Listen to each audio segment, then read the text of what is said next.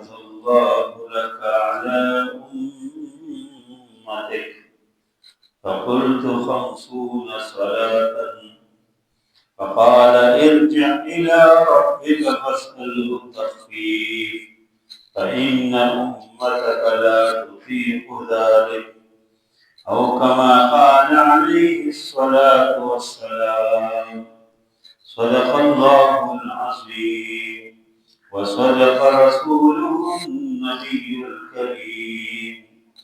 اللهم صل على محمد وعلى آل محمد كما صليت على إبراهيم وعلى آل إبراهيم إنك حميد مجيد. اللهم بارك على محمد وعلى آل محمد كما باركت على إبراهيم وعلى آل إبراهيم إنك حميد مجيد. سورۃ النساء جو 5 پارے کی سورت ہے، سے ایک مختصر آیات میں نے آپ لوگوں کے سامنے پڑھنے کے ساتھ حاصل کی ہے، اور واقعہ معراج کے موقع پہ جو تفصیلی حدیث ہے، اس حدیث کے ایک ٹکڑا میں نے آپ لوگوں کے سامنے پڑھنے اور پیش کرنے کے ساتھ حاصل کی ہے۔ ویسے تو یہ شعبان کا مہینہ شروع ہے اور یہ بہت بابرکت مہینہ ہے، بہت زیادہ خیر سے بھرپور مہینہ ہے، استقبال رمضان کا مہینہ ہے، اور اس میں نبی کریم صلی اللہ علیہ وسلم بہت سے روزے رکھتے تھے، اور نبی کریم صلی اللہ علیہ وسلم نے اس مہینے کی بہت زیادہ فضیلتیں بیان کی۔ فرمائے کہ اس مہینے کے اندر خود بھی روزے رکھتے تھے، لوگوں کو بھی روزے کی بتاتے تھے، اور یہ جو 15 شعبان ہے جس کو شب برات لوگ کہتے ہیں، اس رات کی کچھ لوگوں نے اپنی طرف سے چیزیں بنائی، لیکن کچھ اس رات کی فضیلت دی ہے۔ نبی کریم صلی اللہ علیہ وسلم فرمایا کہ اس رات کو اللہ تعالیٰ ہر آدمی کو اس کی گناہ اللہ معاف کر دیتے ہیں۔ اللہ تعالیٰ اپنے شان کے مطابق اس دنیا کے اوپر جانتے ہیں، اللہ تعالیٰ جانتے ہیں باقاعدہ، اور فیغفر لکل عبد، ہر بندے کی گناہ اللہ معاف کر دیتے ہیں، الا لمشرک اور مشرک، مگر مشرک آدمی کو اللہ معاف نہیں کرتے۔ مشرک جس نے شرک کیا اللہ تعالیٰ کے ساتھ، ذات میں، صفات میں، کس طرح بھی اللہ کے ساتھ کسی کو شریک ٹھہرایا تو اس کو اللہ معاف نہیں کرتے۔ دوسرے مشاہد، شہن، جس کے دل کے اندر قدورت ہے، حسد ہے، بغض ہے، ایک بار کوئی مسئلہ نہیں پھر معاف نہیں کرتا۔ تمہارا یہ شعبان کے مہینے کی بہت فضیلت ہے، اس پہ انشاءاللہ آگے جمعہ سے بات کریں گے انشاءاللہ۔ لیکن جو میں نے گزشتہ جمعہ نبی کریم صلی اللہ علیہ وسلم کا واقعہ معراج بیان کیا تھا، اسراء میں بیان کیا تھا، اور اس پورے سفر کے اندر نبی کریم صلی اللہ علیہ وسلم نے جو مشاہدے کی میں نے اس کا تذکرہ کیا تھا، اور وقت کم ہونے کی وجہ سے کچھ چیزیں میں چھوڑ کے آگے بڑھ گیا تھا۔ تو اسی سفر کے اندر اللہ تعالیٰ نے نبی کریم صلی اللہ علیہ وسلم کو جو ہدایت دی، جو تحفے دیے، تحفہ ہے، گفٹ ہے، جو چیزیں نبی کریم صلی اللہ علیہ وسلم کو اس امت کے لیے دی ہے، وہ بھی ہم، وہ 4 چیزیں مختلف روایت میں اس کا تذکرہ ہے۔ 3 چیزیں تو مشکات شریف میں جو حصہ ہے باب المعراج، اس میں واقعہ معراج ذکر ہے، اس میں ذکر ہے، اور حدیث کتاب میں مختلف ذکر ہے، اور ہمارے سیرت نگار نے اس کو مختلف انداز سے ذکر کیا۔ تو بہرحال نبی کریم صلی اللہ علیہ وسلم جب تشریف لے گئے اللہ تعالیٰ کی ملاقات کی، تو چونکہ ایک مہمان کی حیثیت سے گئے، اور مہمان بھی رسول اللہ صلی اللہ علیہ وسلم کے طرح مہمان، اور میزبان خود اللہ تعالیٰ۔ دنیا کے اندر کسی معزز آدمی کے پاس آپ جائیں گے تو آپ کو کوئی نہ کوئی تحفہ دیتے ہیں، گفٹ دیتے ہیں۔ ہمارے علاقوں میں مہمان کو کوئی نہ کوئی چیز لوگ پیش کرتے ہیں، دیتے ہیں، عادت ہے، اس لیے کہ یہ نبی کریم صلی اللہ علیہ وسلم کی سنت ہے۔ نبی کریم صلی اللہ علیہ وسلم کے پاس جب بھی کوئی مہمان آتے تھے کوئی اس کو تحفہ پیش کرتے تھے۔ اللہ کے نبی صلی اللہ علیہ وسلم خود یہ تحفے قبول بھی کرتے تھے اور تحفے دیتے بھی تھے، اور جو تحفہ ان کو کوئی دیتے تھے تو کوشش کرتے تھے اس کو استعمال کریں، اس لیے کہ کوئی آدمی آپ کو ہدیہ دے، کوئی تحفہ دے، تم استعمال نہ کرے تو وہ آدمی سے خفا ہو جاتا ہے۔ آپ استعمال کریں گے، آپ کی ضرورت نہ بھی ہو، آپ کے پاس چیزیں بہت ہو، لیکن جس آدمی نے آپ کو کوئی تحفہ دیا اس کو استعمال کرو، وہ دیکھ کے اس سے خوش ہو جائے۔ تو بہرحال نبی کریم صلی اللہ علیہ وسلم جب آسمانوں میں تشریف لے گئے اور اللہ تعالیٰ کے پاس پہنچے تو اللہ تعالیٰ نے اس امت کے لیے جو نبی کریم صلی اللہ علیہ وسلم کو تحفے دی اور 4 چیزیں ہیں، 4۔ اس میں ایک بات تو یہ ہے کہ سورۃ بقرہ کی آخری جو 2 آیات ہیں یہ تحفے میں نازل ہیں۔ آمن الرسول بما انزل الیہ من ربہ والمؤمنون کل آمن باللہ وملائکتہ وکتبہ ورسلہ، ایک عقیدے کا ذکر ہے اس میں، اور پھر آگے آتے لا یکلف اللہ نفسا الا وسعها لها ما کسبت وعلیہا ما اکتسبت ربنا لا تؤاخذنا ان نسینا واخطأنا، دعائیں ہے۔ اور پھر آخر میں اللہ نے فرمایا کہ فانصرنا علی القوم الکافرین، اس قوم کافر کو نصرت کی بات ہے، مدد کی بات ہے، اس بات کی طرف اشارہ ہے کہ اس امت پہ غالب ہونا ہے، اللہ اس امت کو غالب کرے گا۔ ان 2 آیات کی بہت فضیلت ہے، اور اس وجہ سے ممکن ہے یہ وجہ ہو کہ ہمارے برصغیر پاکستان میں جب کوئی آدمی وفات پاتے ہیں تو اس کے قبر کے اوپر ایک طرف سورۃ بقرہ کے بالکل ابتدائی رکوع الف لام میم ذالک الکتاب لا ریب فیہ، اس کو پڑھیں، اور اس کے سرانے کی طرف پھر یہ سورۃ بقرہ کی آخری آیت پڑھیں۔ اور ویسے اگر یہ ہر مسلمان مومن کو یاد بھی ہو، قرآن کے بہت سارے حصے ہونے چاہیے، لیکن کم از کم یہ حصہ تو یاد ہو، آدمی نماز میں بھی پڑھے، کوئی مر جاتے وفات پاتے تو اس کے قبر کے اوپر بھی بجائے کہ میرے والد یا میرے بھائی یا کوئی میرے والدہ وفات پاتے، کوئی اور میں کس کو ڈھونڈتا ہوں، کوئی حافظ صاحب آ جائے، کوئی مولوی صاحب آ جائے اور میرے اسی میت کے اسی قبر کے دائیں پاؤں کی طرف اور سر کے اوپر کھڑے ہو کر وہ پڑھتے ہیں، اس سے اچھا ہے کہ میت کی بھائی، میت کے والد، میت کے بیٹا، اس کے گھر کی آدمی پڑھنے میں زیادہ ثابت کی بات، میت کے لیے بھی یہ بہت زیادہ خوشائن ہے کہ اس کے گھر کے آدمی اگر اللہ کرے وہ اتنا زیادہ اچھا ہو کہ اس کی جنازہ پہ خود پڑھا ہے، جس باپ کا جنازہ اس کا بیٹا پڑھا ہے، یا جس بیٹے کا جنازہ اس کے باپ پڑھا ہے، بھائی پڑھا ہے، گھر کے لوگ پڑھا ہے، یہ سب سے بہتر ہے۔ اس سے کہ کوئی مولوی سے آپ کی اس طرح دعا نہیں کر سکتے جس طرح خود اپنے باپ کی کریں گے۔ ہماری بدقسمت یہ کہ جب والدین زندہ ہوتے ہیں تو کوئی اس کے سامنے کوئی عزت، بہت سارے لوگ سلام بھی نہیں کرتے والدین سے، کوئی ادب و احترام نہیں دیتے، بدقسمتی ہے، علم سے دین سے دوری ہے۔ لیکن وہ والدین جب مر جاتے پھر محلے کے مولویوں کو بلائیں گے، ان کے سامنے فروٹ رکھیں گے، چیزیں رکھیں گے اور کہیں یہ میرے والدین کے لیے دعائیں کریں۔ یہ سب سے بہتر ہے کہ آپ زندگی میں کرتے ہیں، لیکن چلو بہرحال وہ جو بھی ہے، لیکن بہتر یہ ہے کہ ایک انسان خود اپنے والد کی جنازہ پڑھائے، اپنے گھر کی ایک آدمی مر اس کی جنازہ پڑھائے۔ تو یہ جو سورۃ بقرہ کے ابتدائی حصہ ہے اور سورۃ بقرہ کے آخری حصہ ہے، یہ بہت یاد کرنا کوئی مشکل نہیں ہے، یہ کوئی 10 منٹ اس میں نہیں لگتے، 10 منٹ بھی یاد کر سکتے۔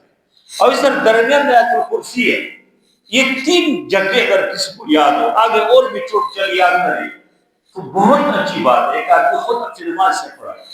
ہاں، اس سے اس طرح کی کوئی موقع ہو اس کو کام آ جائے، اس کو پڑھے تو سب سے بہتر تو یہی۔ لیکن چلو اگر یاد نہیں ہے تو کم از کم یہ سورۃ بقرہ کے ابتدائی رکوع اور یہ آخری رکوع اس کو یاد کرے۔ تو نبی کریم صلی اللہ علیہ وسلم جب معراج میں تشریف لے گئے، اللہ تعالیٰ نے ایک تحفہ اس کو یہ دیے، یہ جو حصہ ہے یہ اللہ تعالیٰ نے عنایت فرمایا۔ دوسرے نمبر پر جو اللہ تعالیٰ نے اس کو تحفہ دیا وہ یہ ہے کہ فرمایا کہ آپ کی امتیوں میں سے کوئی آدمی اگر مشرک نہیں، شرک نہ کرے تو اللہ تعالیٰ نے فرمایا کہ میں اس گناہ کو معاف کر دوں گا۔ یعنی بہت بڑی خوشخبری ہے، بہت بڑا تحفہ ہے۔ جو اللہ کی طرح نبی کریم صلی اللہ علیہ وسلم کو دیا کہ اس امت کو ایک تو شرک سے باخبر کیا کہ شرک نہیں کرنا چاہیے اللہ کی طرح کے ساتھ. ایک تو ذات میں شرک ہے کہ کوئی یہ سمجھتے ہے کہ اللہ بھی موجود ہے کوئی اور بھی موجود ہے، یہ تو ذات میں شرک ہے. اللہ ایک نہیں ہے، دو ہے، تین ہے، اس طرح عیسائیوں کا بھی ہے، یہ تو ذات میں شرک ہے. ایک ایک صفات میں جس طرح اللہ کی طرح دیتے ہیں کوئی اور بھی دینے والا ہے، جس طرح اللہ سنتے کوئی اور بھی سنتے، جس طرح اللہ دیکھتے کوئی اور بھی دیکھتے، جس طرح اللہ تعالیٰ کے دین اور شریعت ایک نظام ہے اس کے مقابلے کوئی اور نظام بھی کوئی مانے، اللہ کے حکم کے مقابلے کسی اور کے حکم مانے، تو یہ بھی شرک کی مختلف قسمیں ہے جو انسان اس پہ غیر مقصودہ مبتلا ہو گیا. تو نبی کریم صلی اللہ علیہ وسلم کو اللہ نے فرمایا کہ آپ کی امت کے اندر اگر کوئی شرک نہ کرے اللہ اس کو معاف کرے. اور تیسرے نمبر پر بعض روایت سے معلوم ہوتے ہیں کہ نبی کریم صلی اللہ علیہ وسلم کو یہ فرمایا کہ آپ کی امت کے اندر ایک آدمی کوئی ایک نیکی کرے تو اس کو اللہ کی طرح ایک نیکی کی 10 گنا دے دیں گے. من جاء بالحسنۃ فلہ عشر امثالها، جو ایک نیک کام کرتے اللہ اس کو 10 گنا دے دیں گے. اور جو آدمی نیکی کا ارادہ ہو سکے، نیکی کام کا ذہن میں ہو کہ فلاں کام کروں گا لیکن نہیں کر سکے، دل میں ارادہ ہے، اس کی بھی اللہ اس کو اجر دے گا. ایک آدمی چاہتے ہیں اس مسجد میں یہ جو ضرورت ہے میں پوری کروں گا لیکن اس کا پیسہ نہیں ہے، مال دولت نہیں ہے، اس کے دل میں خواہش ہے یہ کام میں کروں گا، اللہ اس ارادے کو فرا اس کو دے گا. اس کے گھر میں، قریب میں، پڑوس میں کوئی یتیم ہے، مسکین ہے، کوئی بیوہ ہے، کوئی غریب ہے، اس کے دل میں خواہش ہے کہ اللہ مجھے پیسہ دینا تو میں اس یتیم کی مدد کروں گا، میں اس بیوہ کی مدد کروں گا، میں اس مظلوم کی، اس غریب کی مدد کروں گا. تو جو آدمی دل میں نیک کام کا ارادہ رکھتے اس کو بھی اللہ اس کو اجر دے گا. اس کے ذہن میں خیر خیر. ایک حدیث میں ہے نا کہ نبی کریم سے فرمایا کہ انسان میں کچھ انسان جو ہے وہ فاتح للخیر ہوتے ہیں، خیر کی کنجی. آدمی کے دل میں خیر ہو کہ بس میرے ذرا سے خیر عام ہو جائے، خیر پھیل جائے تو اس کی اللہ کی طرف اس کو اجر نیکی کی ارادہ کرے. اگر کوئی آدمی گناہ کا ارادہ کرے اور وہ گناہ اس سے ہو جائے تو اللہ کی طرف اس گناہ کے اس کو اسی گناہ کے بدلے میں ایک سزا اس کو دے گی. ومن جاء بالسیئۃ فلا یجزی الا مثلها، جو آدمی غلط کام کرے، گناہ کا کام کرے تو اس گناہ کے بدلے میں اللہ اس کو ایک سزا دے گی. اگر اس گناہ کا اس کے دل میں ہے لیکن کس وجہ سے چھوڑ دیا نہیں کیا تو اس کو اللہ سزا نہیں دے گی. کتنی عجب، کتنی اللہ کی رحمت ہے. ایک آدمی صرف نیکی کا ارادہ کرتے ہیں اللہ اس کو دے دیتے اور وہ نیکی کر دیتے 10 گنا دے دیتے. اور گناہ کا ارادہ کرے تو اس کو اور کیا نہیں اللہ اس کو سزا نہیں دیتے. اور جب اس سے گناہ ہو جائے تو اس گناہ کے صرف ایک سزا اس کو دیں گے، ایک اس کو یعنی اس کے ایک ہی بدلہ ہے، ایک ہی جزا ہے. یہ اللہ تعالیٰ کی رحمت ہے. تو نبی کریم صلی اللہ علیہ وسلم کو اللہ نے یہ بھی ایک تحفیق کے طور پہ اللہ نے دے دی. اور چوتھے نمبر پر نبی کریم صلی اللہ علیہ وسلم کو اللہ نے جو چیز دی وہ 5 نماز ہے. اور یہ مشہور حدیث ہے کہ نبی کریم صلی اللہ علیہ وسلم فرماتے ہیں کہ جب میں ادھر پہنچا اللہ کے دربار میں تو اللہ نے مجھے 50 نمازیں اللہ نے فرض کر کے مجھے دی. فرماتے ہیں کہ میں ادھر سے آ گیا تو موسیٰ علیہ السلام سے ملاقات ہوئی. فرجعت الی موسیٰ، موسیٰ علیہ السلام کے پاس آ گیا. موسیٰ علیہ السلام نے پوچھا کہ آپ کے رب نے کیا دیا، آپ کو کیا تحفہ دیا؟ فرمایا کہ میں نے کہا کہ مجھے میرے رب نے 50 نماز دی. موسیٰ علیہ السلام نے فرمایا کہ ارجع الی ربک فاسألہ التخفیف فإن امتک لا تطیق ذلک. فرمایا کہ جاؤ اپنے اللہ کے پاس واپس جاؤ، ان سے کہا کہ یا اللہ نرمی کرو، تخفیف کرو، کمی کرو. اس لیے موسیٰ نے فرمایا کہ آپ کی امتیں نہیں کر سکتے. کہے 50 نمازیں بہت ہیں. اب دیکھیں اگر دن رات میں 24 گھنٹے ہیں تو اس میں 50 نمازیں ہو تو کتنی مشکل تھا. لیکن نبی کریم صلی اللہ علیہ وسلم تشریف لے گئے اور پھر ایک بار گئے، 5 نمازیں کم ہو گئی، پھر گئے. موسیٰ علیہ السلام بار بار کہتے کہ آپ کو مجھے نہیں کر سکتے، جاؤ اپنے رب کے پاس. فرماتے کہ جب میں آخر میں آیا 5 نمازیں رہ گئے تو موسیٰ علیہ السلام پھر فرمایا کہ آپ کو مت یہ بھی نہیں کر سکتے. ابھی اس طرح ہے نا ماحول وہ سارے لوگ ابھی بازار دکان میں بیٹھے ہوں گے، گھروں میں بیٹھے ہوں گے، تعلیمی اداروں میں بیٹھے ہوں گے، نہیں آئے نمازوں میں، یہاں تک جمعے کے وقت یہ کون کرتا ہے؟ تو موسیٰ علیہ السلام فرمائے کہ تم واپس جاؤ، یہ 5 بھی کم ہو جائے۔ تو نبی کریم سے فرماتے کہ میں نے فرمایا کہ میں استحییت اور مجھے اپنے رب سے حیا آئی، بس وہ نہیں جا سکتا۔ اللہ نے فرمایا کہ 5 نمازیں ہیں، لیکن ہر نماز کے بدلے 10 نمازوں کے دیں، جو 5 نمازیں پڑھیں گے اس کو 50 نمازوں کے ثواب و اجر اللہ سے دے گا۔ ابھی ہے 5 نمازیں، لیکن جو آدمی اللہ سے توفیق دے اور یہ 5 نمازیں پڑھے وہ اس کے 50 نمازیں رکھے۔ بعض لوگ کہتے ہیں مذاق میں، ایسے مذاق نہیں کرنا چاہیے، کہتے ہیں کہ کاش نبی کریم صلی اللہ علیہ وسلم ایک بار پھر جاتے اللہ کے دربار میں کہ 5 بھی معاف ہو جاتے، یہ سب مذاق کرنا نہیں چاہیے۔ اس نماز میں جو مزہ ہے وہ کسی اور چیز میں نہیں ہے۔ دیکھو آپ پریشان ہو جائے، آپ تک جائے، آپ کو کوئی پریشانی لاحق ہو جائے، کوئی غم لاحق ہو جائے، تم وضو کر کے مسجد آ جاؤ یا اپنے گھر کی کونے میں اللہ کے سامنے کھڑے ہو جاؤ اور تم نماز پڑھو، ایک سکون ملتے انسان کو، ایک اطمینان ملتے، خوشی ملتے۔ اور نبی کریم صلی اللہ علیہ وسلم فرمایا کہ جعلت قرۃ عینی فی الصلاۃ، فرمایا کہ میرے آنکھوں کی جو ٹھنڈک ہے وہ نماز ہے، میرے آنکھیں ٹھنڈی ہو جاتی ہے نماز سے جب میں نماز پڑھتا ہوں۔ نبی کریم صلی اللہ علیہ وسلم فرمایا کہ نماز جو ہے الصلاۃ عماد الدین، یہ دین کی ستون ہے، ستون۔ جو آدمی یہ نماز نہیں پڑھتے ہوئے کہ دین کے ستون کو وہ ڈا رہا ہے، ختم کر رہا ہے، جس طرح خیمے کی یا گھر کے ستون ہے، ایک ایک ستون آپ کاٹتے ہیں تو اس سے تو آبادی کمزور ہو جائے۔ تو ایک اہم یہ ستون ہے نماز، کہ ایک آدمی اگر نماز نہیں پڑھتے تو نقصان پہنچے۔ تو نبی کریم صلی اللہ علیہ وسلم نے بھی فرمایا، ایک روایت میں ہے، اگرچہ اس کے بعد لوگوں نے کلام کیا کہ الصلاۃ معراج المومن، کہ نماز جو ہے مسلمان مومن کی معراج ہے۔ جس طرح نبی کریم صلی اللہ علیہ وسلم بیت المقدس، بیت اللہ شریف سے بیت المقدس تک گئے، بیت المقدس آسمانوں تک گئے، اللہ کی ملاقات کی، تو ایک مسلمان بندہ مومن چاہتے ہیں کہ اللہ کی ملاقات کرے، کیسے ملاقات کرے؟ نماز پڑھے، نماز میں کھڑے ہو جائے۔ اس وجہ سے حضرت علی کے لوگ فرماتے تھے کہ جب میں چاہتا ہوں کہ اللہ مجھ سے ہم کلام کرے، اللہ مجھ سے گفتگو کرے، فرماتے ہیں کہ میں قرآن پڑھتا ہوں، قرآن، کاش کوئی ترجمہ سمجھتا ہوں۔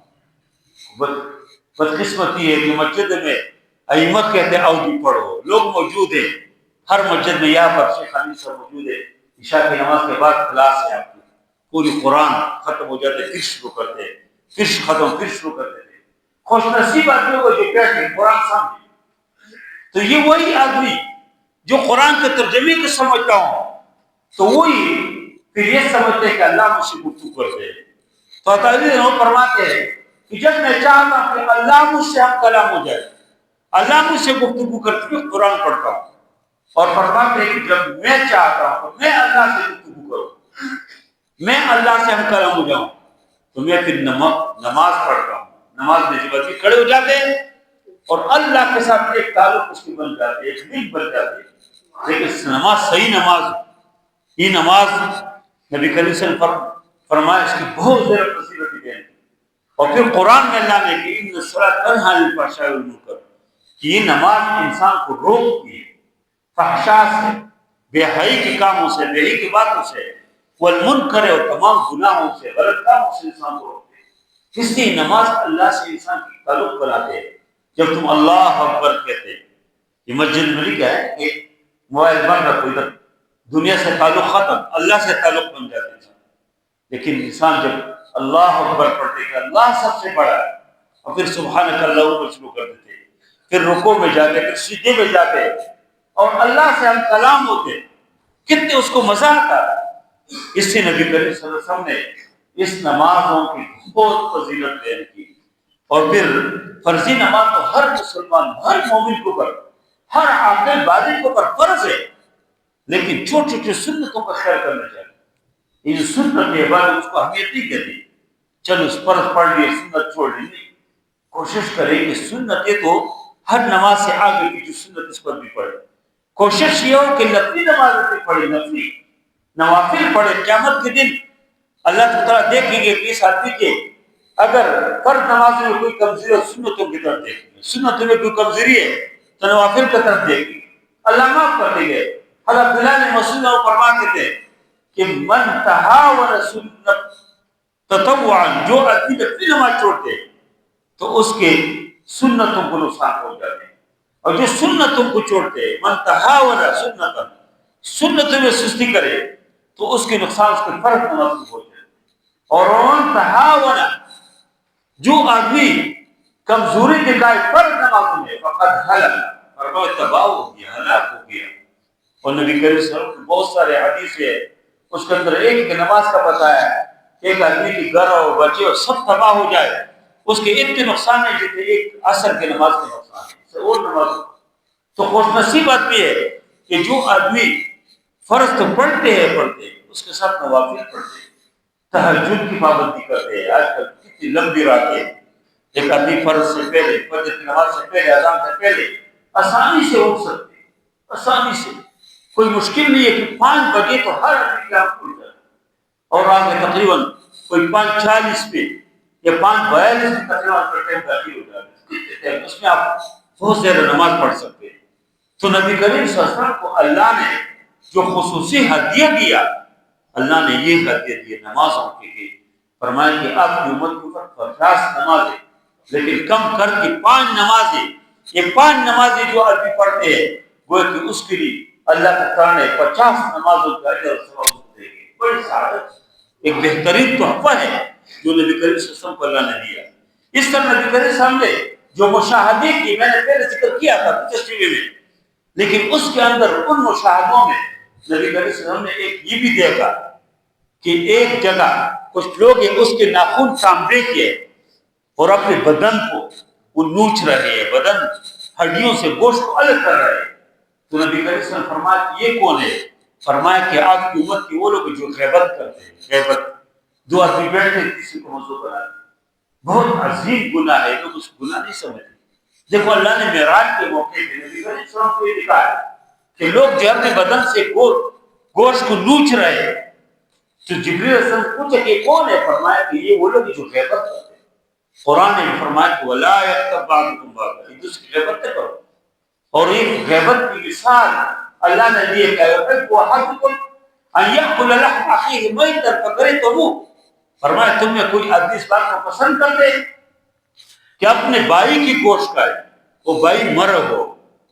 دیکھو بھائی ہے، کوئی تو کسی انسان گوشت نہیں کھاتے، اور پھر آپ کے بھائی ہو، وہ بھائی بھی مرا ہوا ہو، اس کی کوئی گوشت کھاتے؟ لیکن اللہ نے فرمایا کہ جو غیبت کرتے اس کی مثال یہ ہے، وہ کہ اپنے مسلمان بھائی کی یا اپنے حقی بھائی کی وہ گوشت کھاتے ہو مرا ہو۔ یہ تشبیہ کیسے دی اللہ نے؟ اس لیے کہ جب تم کسی کی غیبت کرتے وہ تم کی جگہ سو رہا ہوگا یا کی جگہ بیٹھا ہو، کم سب کر لیتے یا کاف پی رہے ہوں گے، لیکن تم اپنی منہ کو گندہ کر دو، اس کو کوئی نقصان نہیں ہے، تم اپنی منہ کو گندہ کر دو۔ اور نبی کریم صلی اللہ علیہ وسلم نے یہ بھی فرمایا کہ الغیبۃ اشد من الزنا، فرمایا کہ غیبت بدکاری سے زیادہ گناہ ہے۔ بدکاری کتنی گندہ حرکت ہے، کتنی اللہ نے اس کی وعید ذکر کیا ہے، فرمایا اس کے قریب میں نہ جاؤ، ولا تقربوا الزنا، زنا و بدکاری کے قریب میں نہ جاؤ۔ لیکن نبی کریم صلی اللہ علیہ وسلم نے فرمایا کہ الغیبۃ اشد من الزنا، یہ بدکاری سے بھی زیادہ گناہ ہے۔ صحابہ نے پوچھا کہ یا رسول اللہ وکیف الغیبۃ اشد من الزنا، غیبت بدکاری سے سب گناہ کیسے ہو سکتے ہیں؟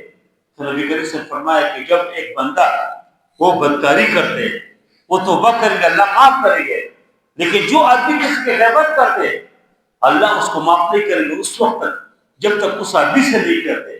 جس آدمی کی غیبت کی اس کے پاس جا کر کہے کہ میں نے غیبت کیا کی مجھے معاف کرو، جب تک وہ معاف نہیں کرے گا اللہ معاف نہیں کرے گا۔ اور عجیب بات ہے کہ آج کل لوگ ویڈیوز بناتے ہیں، یوٹیوب پہ بیٹھ کے، فیس بک پہ بیٹھ کے، اور ایک دوسرے کے خلاف بولتے ہیں۔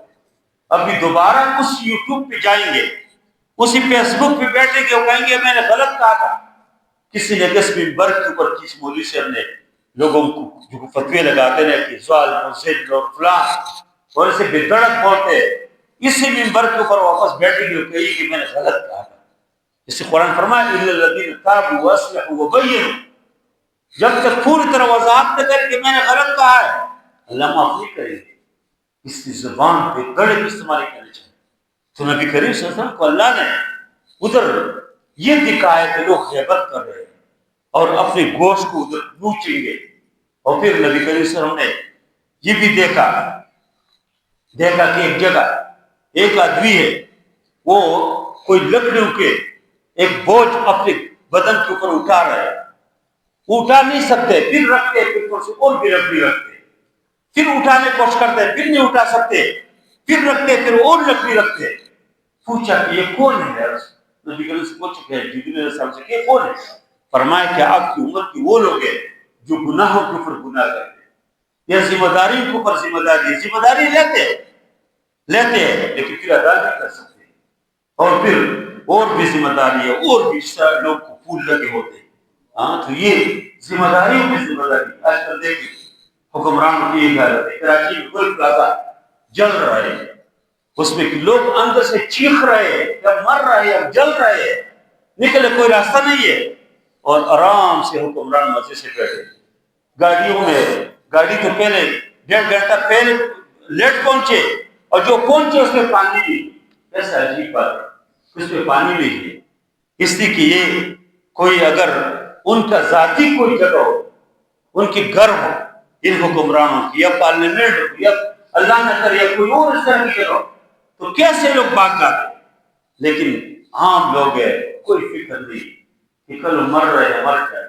سب سے زائد لوگ اس میں اندر مر گئے. اس کی بچی کیا کریں گے، شہید ہو گئے. ادھر کتنے لوگ عام لوگ نکلے، اس نے کیا. یہ بھی آپ نے پوچھا، اور کسی کو کوئی احساس تک نہیں ہے کہ کوئی کہے کہ میرے غلطی ہے، میں استعفا دے دیتا ہوں. ایک دوسرے کو اوپر ڈال رہا ہے، اس کو اوپر ڈال، اس کو اوپر ڈال رہا ہے. الخدمت کو اللہ سے کہتے ہیں. جماعت اسلامی کے لوگ پہنچے اور انہوں نے اس لوگ کو نکالنے کی کوشش کی. رفاہی ادارہ ہے، وہ گئے، لوگ کو نکال رہے ہیں، اور جس کی ذمہ داری ہے، جس کے اس میں کئی سالوں سے اس سے بھی ان کو حکومت ہے، اور ابھی ان کے قابض میئر موجود ہے کراچی میں، اس کو کوئی ساتھ نہیں ہے. وہ لیٹ گئے اور کہتے کیا ہوا کہ کوئی مسئلہ نہیں ہے. بڑے شہروں میں ہوتے ہیں. اللہ پوچھیں گے ان لوگوں سے. دنیا میں تو پارٹیاں ہے، پارٹی کی بنیاد پہ آگے بڑھ رہے ہیں، اللہ پوچھیں گے. تو یہ نبی کریم صلی اللہ علیہ وسلم کو اللہ نے قیامت ادھر معراج کے موقع پہ دکھایا، اور نبی کریم صلی اللہ علیہ وسلم کو اللہ نے یہ بھی دکھایا کہ ادھر لوگ ہیں اور قینچیوں سے اس کی زبانیں کاٹی جا رہے ہیں. پوچھا کہ یہ کون ہے؟ کہ جبریل علیہ السلام فرمایا کہ آپ کی امت کے بے عمل خطیب ہے، بے عمل علماء، جو دنیا کے لیے پیسوں کے لیے سب کچھ کرتے ہیں. آج کل دیکھیں ایسے علماء موجود ہیں کہ حکومتوں کے، حکمرانوں کے ہر حرام کو حلال ثابت کریں. جو حکمران کہتے ہیں اس کو کوئی درد نہیں ہے. بہت افسوس ہوا کہ ابھی جو پیس بورڈ کے نام سے جو ٹرم کی نگرانی میں جو ایک سارے کئی ممالک کی فوجوں کو لے کے حماس کے مقابلے میں اور فلسطین کے مسلمانوں کے مقابلے میں لے کے جا رہے ہیں، اس کا بہت سارے اسلامی ممالک کو حصہ بنا رہے ہیں. اور ٹرمپ خود کہتے ہیں کہ اس کا مقصد یہ ہے کہ حماس جو فلسطین کے محافظین ہیں اس کو ختم کرے. وہ کہتے ہیں حزب اللہ کو ختم کرنا چاہتے ہیں، لیکن ہمارے لوگ اس کا حصہ بن رہے ہیں. حکمران باقاعدہ سائن کر رہے ہیں. اس انگلی کو قیامت کے دن میں کیا جواب دیں گے؟ اس انگلی سے انہوں نے سائن کیا، اللہ کے دربار میں کیا جواب دیں گے؟ اور اس میں افسوس کی بات ہے کہ بہت سارے علماء اس کے جواب پیش کرتے ہیں. اس کے حکمرانوں کی ہاں میں ہاں ملا ہے، بجائے کہ حکمران کو سمجھائے کہ نہ کرو کا. تو حماس جو فلسطین کے محافظین ہیں، جن کے شہداء ہیں، جن کے پورے کردار ہے، جو اسرائیل نے اس کو پر کی مظالم کی، اور جس بورڈ کے اندر ہو، جس اتحاد کے اندر ٹونی بلیئر جیسے قاتل شامل ہو اور ٹرمپ کی طرف قاتل شامل ہو، اسے کیا خیر کے توقع ہوتے. کاش اسلامی دنیا کے حکمران 7 اکتوبر 2023 میں جب اسرائیل نے حملہ کیا اور یہ 7 لوگ افواج بھیجتے ہیں کہ ہم فلسطین کی مدد کیا ہے. کتنی اچھی بات ہے. عمر بھر کی لوگ حکمران کو لوگ یاد کرتے ہیں، دلوں میں زندہ ہوتے ہیں. لیکن یہ چند دن کی زندگی. افسوس وہ جو کہا کہ انہی کی محفل سجا رہا ہوں، چراغ میری ہے رات ان کی، انہی کے مطلب کی کہہ رہا ہوں، زبان میری ہے رات بات ان کی، زبان ان کے، باتیں وہی غیروں کے. اللہ ان کو توفیق دے. ہم دعا کرتے ہیں کہ اللہ ان حکمرانوں کو بھی اور اس طرح کی جو علماء ان علماء یہ جو ان کے کردار ادا کرنا چاہیے بجائے کردار کے اس طرح لوگوں کے ہاں میں ہاں ملا ہے. یہ چند دن کی زندگی پتہ کیا مفادات حاصل کب تک زندہ رہیں گے. خدا کے بندو حق بولو. تو نبی کریم صلی اللہ علیہ وسلم کو اللہ تعالیٰ نے ادھر معراج کس موقع پہ اللہ نے دکھایا کہ زبانیں کاٹے جا رہے ہیں. اللہ ہم سب کے اوپر رحم فرمائے. جو خود بھی ایک خطیب ہو دعوت دیتے لوگوں کو اللہ ہم سب کو اپنے عمل کے ایک اور اپنی دعوت کے اللہ ہمیں نمونہ بنائے. ورنہ قیامت کے دن وہ سب کو عیدہ ہے. یہ ساری چیز عوام کے لیے نہیں ہے. یہ جو اس ممبر کے اوپر بیٹھے یہ اللہ کے رسول صلی اللہ علیہ وسلم کی مہر ممبر ہے. اس ممبر کے اوپر اللہ کے رسول بیٹھتے کوئی معمولی ممبر نہیں. اس ممبر کے اوپر حضرت ابوبکر صدیق لوگ بیٹھتے تھے. اس ممبر کے اوپر حضرت عمر فاروق لوگ بیٹھتے تھے. اس عمر کو اسی ممبر کے اوپر حضرت عثمان غنی لوگ بیٹھتے تھے. حضرت علی لوگ بیٹھتے تھے. اور یہ جو امت کے نیک اور صلحاء ائمہ ہے یہ اس کی امانت ہے ہمارے پاس. اگر اس کو ہم نے صحیح استعمال نہیں کیا غلط استعمال کیا تو قیامت کے دن اللہ سب سے پہلے ہمارے گرفت کریں گے. اس لیے اس وقت جو حق اور باطل کی مکش ہے اس میں حق کو مضبوط کرنا حق کا ساتھ دینا جو بھی نقصان ہو جائے نقصان ہونے دے. یہ عارضی زندگی ہے لیکن اصل تو آخرت ہے. بجائے کہ آخرت پہ اللہ کو سزا دے. اس لیے میں ان تمام علماء سے بھی درخواست کرتا ہوں کہ حق کا ساتھ دے اور حق بات کرے تاکہ رہنا آپ کے رہنمائی کی نتیجے میں جو حکمران ہے وہ بھی آگے بڑھے اور حق مضبوط ہو جائے. اللہ نہ کرے ہمارے مسلمان فوجیوں کے ہاتھوں سے جو مسلم ممالک سے جا رہے ایک مسلمان شہید ہو جائے ایک مسلمان ان کے ہاتھ سے مارا جائے تو اس نوجوان جو ادھر سے گیا یا کسی اور اسلامی دنیا سے گیا یہ کیا اللہ کو جواب دے. یہ تو مجبور ہے کہ ادھر تو نوسر نہیں ہے یسر ہے جائیں گے لیکن اس کی مجبوری ہے. جس طرح 1971 میں ہماری فوجی رو رہے تھے اس کے آنکھوں سے آنسو بہ رہے لیکن حکم تھا ان کو اور ایک ہندو اس کے یہاں کندھوں سے وہ پھول جو ہے اس کو اتار رہے ہیں اس کے سامنے وہ بندوق اسلحہ جمع کر رہے پستول جمع کر رہے. تو اس لیے الحمدللہ ہمارے افواج جو خیر کے لیے ہے پوری اسلامی دنیا کے افواج جو امت کی ایک امانت ہے اللہ نے ان کو توفیق دے کہ خیر کے کاموں میں ان کے تعاون ہو اچھائیوں میں تعاون ہو تاکہ پوری دنیا میں اسلام غالب ہو. اور یہ جو فرعونیت ہے اس وقت جو حق اور باطل کے ایک کشمکش میں یہ امریکہ اور ٹرمپ پوری طرح جو فرعون بنے ہیں تاکہ اس کے راستہ روک جائے. ورنہ ایک اسلامی ملک کو یہ ہڑپ کر رہے ہیں اس کو نشانہ بنا رہے ہیں اور ابھی تو اتنی بدماشی شروع کی کہ ملک کے اندر جا کے اس کے صدر کو بھی اٹھاتے ہیں اور اس کی بیوی بھی اٹھاتے ہیں. اللہ نہ کرے کس طرح ماحول ہمارے لیے بن جائے. اللہ نبی کریم صلی اللہ علیہ وسلم کی پوری سیرت کو اللہ اپنانے کی توفیق عطا فرمائے. نبی کریم صلی اللہ علیہ وسلم کی معراج کا جو واقعہ ہے اس میں بہت سارے مشاہدات ہیں. اللہ اس کو اپنانے اس سے بہت زیادہ عبرت حاصل کرنے کی اللہ نے توفیق عطا فرمائے. وصلی اللہ تعالی علی خیر خلقہ محمد برحمتہ یا ارحم الراحمین.